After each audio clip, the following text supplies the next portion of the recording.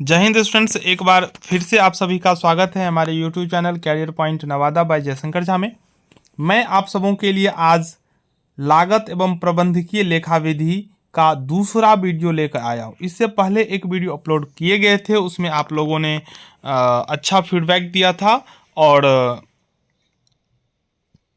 अच्छा रिस्पॉन्स रहा था आप लोगों का। लेकिन उसमें एक चीज़ हमको कमी दिखी। आप लोग दो काम कर सकते हैं। पहला चीज़ हमको ये समझा दीजिए, जो आप लोग किस टाइप के स्टूडेंट्स हैं, कमेंट में बताइए ज़रूर। आप लोगों को थ्योरी चाहिए ओनली या आप लोगों को प्रैक्टिकल प्लस थ्योरी चाहिए।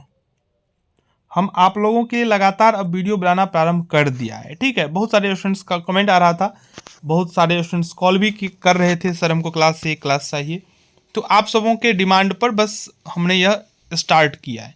तो यह सफलतापूर्वक एग्ज़ाम तक चले लगातार, इसमें आप लोगों का सहयोग चाहिए। देखिए, मैं आप लोगों को स्पष्ट बता दूं, जो मेरे लिए यूट्यूब कोई ऐसा नहीं है, प्रोफेशन नहीं है जो हम यूट्यूब चलाएंगे, इससे पैसा कमाएंगे, मेरा घर परिवार चलेगा, ठीक है। मैं बता दूं, मैं गवर्नमेंट टीचर हूं, आप लोगों को पता भी होगा अगर हमसे पहले से जुड़े हुए हैं। और कोचिंग मैं चला रहा था, ठीक है। ऑफलाइन क्लास लगभग 10 इयर्स मेरा चला। मेरा जो अपना अनुभव है, बहुत सारे स्टूडेंट्स ऐसे हैं जिनको नीड है, जो कहीं क्लास नहीं कर रहे हैं, कहीं कोचिंग नहीं पढ़ रहे हैं, चाहे उनको टाइम की दिक्कत है या उनको फ़ी की दिक्कत है। तो आप लोगों के डिमांड पर हम कोशिश कर रहे हैं, जो आप लोगों को जितना बेहतर ढंग से पढ़ाई हो सके आप लोग तक पहुँचे। इसके लिए ज़रूरी ये है, मेरा जो अपना पर्सनल थॉट है, मैं अन्य की बात नहीं कर सकता हूँ।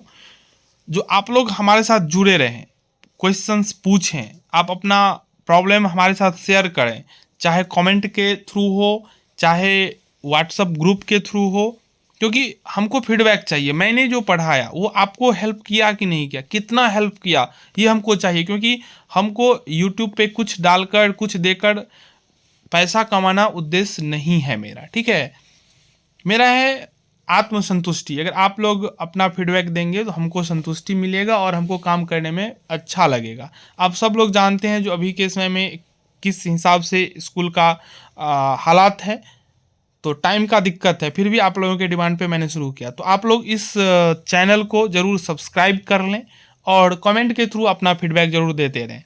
तो आप लोग किस टाइप के स्टूडेंट्स हैं, प्रैक्टिकल भी चाहिए या ओनली थ्योरी चाहिए या दोनों चाहिए, आप लोग जरूर कमेंट में बताइएगा, ठीक है। लागत एवं प्रबंधकीय लेखा विधि, कॉस्ट एंड मैनेजमेंट अकाउंटिंग, ठीक है। ये दो पार्ट में बटा हुआ है। ए पार्ट में आता है कॉस्ट अकाउंटिंग और पार्ट बी में आता है मैनेजमेंट, ठीक है। तो थ्योरी पढ़िएगा तो हम पूरा थ्योरी समझा देंगे। अभी जो मेरे पास बुक है वो ML अग्रवाल की है, ये BK मेहता का भी आता है, ठीक है। ये भी हमको देखना है, जो मेरे पास जो स्टूडेंट्स हैं उनके पास कौन सा बुक है, BK मेहता का है या ML अग्रवाल का है, ये आप सबको बताना पड़ेगा। उसी हिसाब से हम पढ़ाएंगे, क्योंकि मेरा उद्देश्य आप लोगों को अल्टीमेटली पढ़ाना है, फ़ायदा पहुंचाना है, ना कि कुछ इधर उधर की बातें करके यूट्यूब पे व्यू बढ़ा लेना। ये मेरा उद्देश्य नहीं है, ठीक है, आप लोग जान रहे हैं। तो चलिए हम आज कुछ थ्योरी समझा देते हैं, जो काफ़ी इम्पोर्टेंट है, बहुत इम्पोर्टेंट है। या ये समझिए, मैं गारंटी के साथ कह सकता हूँ 100% ये क्वेश्चंस एग्जाम में आने वाले हैं। चलिए तो देखते हैं उसको। देखिए, जो किताब है कॉस्ट अकाउंटिंग, ठीक है, ये इससे तो क्वेश्चन आएगा ही, नहीं भी आएगा फिर भी पढ़ना चाहिए, लेकिन क्वेश्चन ही आने वाला है, क्वेश्चंस आ रहा है, ठीक है। तो हम ये जरूर देख लेते हैं। सबसे पहला चीज़ हमको समझना है, ये लागत क्या होता है, कॉस्ट क्या होता है। इससे हम सब लोग भली भांति परिचित हैं। हम कोई भी काम करते हैं, चाहे एक हम पेन खरीदते हैं, ठीक है, तो पेन में क्या होता है, हम जाते हैं 5 रुपया दे देते हैं और सीधे लेकर आ जाते हैं। लेकिन जो पेन बनाया है, जो पेन का उत्पादक है, उनको ये ऐसे पेन नहीं मिला होगा, ठीक है, वो बहुत सारे प्रयत्न किए होंगे। मैं एग्जाम्पल दूसरा देना चाहता हूँ, जो आप लोग जिससे जुड़े हुए हैं, ठीक है। एक आप हम लोग यूज करते हैं चौकी, हम सभी जानते हैं, ठीक है। ये हम चौकी यूज करते हैं। ये बनता है किससे है, तो हम लोग समझते हैं वुड से बनता है, ठीक है, लकड़ी से बनता है। ये बनता कैसे है, सबसे पहले पेड़ होता है, ठीक है। तो पेड़ खरीदा जाता है, पेड़ को मजदूर लगाकर पेड़ को जो है ना टुकड़ों में बनाया जाता है। फिर उसको क्या किया जाता है, तो टिम्बर पे जाके उसको तख्ता में कन्वर्ट किया जाता है, ठीक है। उसके बाद फिर कारीगर लगता है और लास्ट में क्या बनता है, ये चौकी बनता है। इसका दाम इसी प्रकार से रखा जाता है, क्योंकि वो वहाँ पे लकड़ी कितना में खरीदा, प्लस वहाँ कितना आदमी लगा, फिर जब मिल पे गया वहाँ का कितना खर्चा आया, प्लस मिल पे जो लेबर काम किया उसका खर्चा, फिर जो ये फाइनली जो बनाया उसका कॉस्ट, सब कॉस्ट को जब हम टोटल कर देते हैं तो आता है उस वो जो बना है चौकी उसका कॉस्ट, ठीक है। अब कॉस्ट के बाद हमको तो कुछ प्रॉफिट चाहिए, हम जो इतना काम किए हैं बिना प्रॉफिट का तो नहीं कर सकते, कुछ कुछ प्रॉफिट चाहिए। जब हम कॉस्ट और प्रॉफिट को मिला देते हैं तो हमारे पास जो निकल के आता है डेटा वो निकलता है सेल्स का, ठीक है। यही फंडा है जब मैन्युफैक्चर होता है। हम तो जाते हैं सीधे कितना में दाम पूछ लेते हैं, दाम देकर लेकर चले आते हैं घर, लेकिन जो मैन्युफैक्चर करता है कहीं ना कहीं तो मैन्युफैक्चर हुआ होगा, ठीक है। तो वहाँ उसको निर्माण करने में जो भी खर्चा आएगा ना वो उसका लागत होता है, ठीक है। लागत से हमको लगता है जो आप लोग अब समझ में, आप लोग समझ गए होंगे, समझ में आ गया होगा जो लागत क्या होता है, ठीक है। बस यहाँ पे क्या है, लागत को एक सिस्टमैटिक ढंग से लिखेंगे तो ये लागत लेखांकन हो जाएगा, अकाउंटिंग हो जाएगा। देखिए प्रारंभ में लेखांकन का कार्य व्यापारिक लेन देनों का लेखन करना तथा उसके आधार पर परिणामों को लाभ हानि खाता तथा चिट्ठे के रूप में प्रस्तुत करना होता था।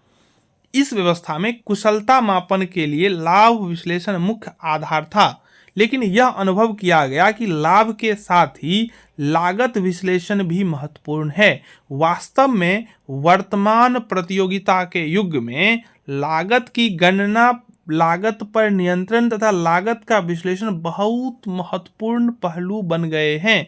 इस संदर्भ में लेखांकन की एक विशिष्ट शाखा लागत लेखांकन का विकास हुआ। कहने का इनका स्पष्ट मतलब है जो पहले के लोग बस इतना ही लेखा जोखा करते थे जो हमको प्रॉफिट कितना मिला, ठीक है, ये सिर्फ देखते थे प्रॉफिट कितना मिला। अगर टोटल खर्च किए 40, हमने बेचा 45 में, 5 रुपया का प्रॉफिट हुआ। लागत लगा 55, बेच दिया 50 में, 5 का लॉस मिला, बस इतना ही था। लेकिन ये काफ़ी नहीं था। ये काफ़ी क्यों नहीं था, तो आज का जो युग है ना वो प्रतियोगी युग है। क्या है, कंपिटेटिव युग आ गया।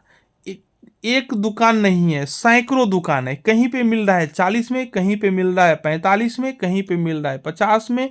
तो कस्टमर कहाँ जाएगा, कस्टमर जाएगा कहाँ पे, हम सबको पता है 40 रुपये में जहाँ मिल रहा है।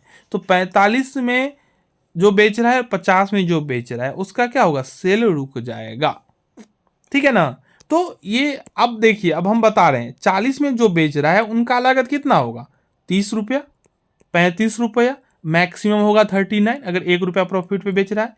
जिसका 45 है सेलिंग प्राइस, उसका क्या होगा लागत, अगर जैसे यहाँ पे ली है 44 रुपया, 1 रुपया प्रॉफिट पे बेच रहा है। देखिए तो ये 44 से तो नीचे बेच नहीं सकता है, क्योंकि इसका लागत 44 आया है। इसका लागत कितना आया है, अगर हम बहुत मैक्सिमम लेकर चलते हैं 39, ठीक है। तो यहाँ पे क्या हो रहा है, ये या तो ये अगर ये इससे कंपेयर करेगा तो 44 में बनाया, 39 में अगर बेच देगा, मान लेते हैं 40 में बेच देगा, फिर भी 4 रुपया का लॉस आ रहा है। ये लागत का जो डिफरेंस आया है ना, क्यों आया, इसके पीछे का जो विश्लेषण है, एनालिसिस है, वो करना बहुत ज़्यादा जरूरी है। अगर हम एनालिसिस करेंगे तब हम पाएंगे तो किस जगह पर, किस पॉइंट पे आके, जैसे अभी हम आपको एग्जाम्पल दिए थे उसमें पहला आया था मटेरियल, क्या बताए थे, मटेरियल यानी कि सामग्री। तो सामग्री की बात की है, उसके बाद उसमें हमने क्या जोड़ा, मजदूरी, ठीक है। ये मोटा आइटम मैंने बताया था, ठीक है ना। अब मजदूर और भी कोई एक्सपेंस होगा, ठीक है, सामग्री, मजदूरी, एक्सपेंस प्लस भाड़ा, बहुत बात है। ये सबको जब हम ऐड करेंगे तो कॉस्ट मेरा निकल के आता है। अब ये हो सकता है सामग्री ज़्यादा यूज हो गया हो, हम सामग्री को बचा सकते थे कहीं ना कहीं।